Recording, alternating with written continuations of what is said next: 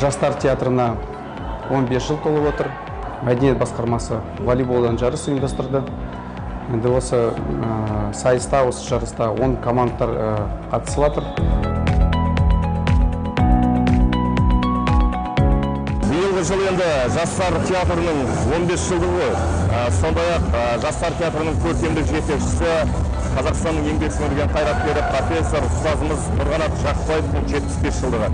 Осы орайда Нұр-Сұлтан қаласында елордамызда Жастар театрының 15 жылдығына арналған Жастар театр кубогы волейболдан керемет турнир өткелі отыр.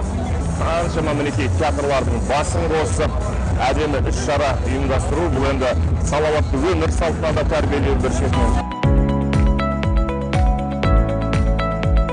Бізде командамызда 10 адам бар, 10 қатысушы. Бүгінгі Жастар театрының 15 жылдық мерейтойына арналған арнайы турнирға ойнағалы жатырмыз. Алла қаласа жақсы ойын өрнегін көрсетеміз деп ойлаймыз.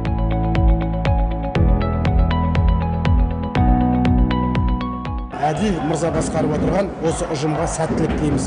Бүгін волейболдан турнир өтіп жатыр. Барлық командалар өте жоғары деңгейде дайындалған. Бұл міне бірінші рет волейболдан үлкен ауқымды іс-шара өтіп жатыр. Одан ары қарай да жалғасады деген ойдамыз. Спорт дами берсін.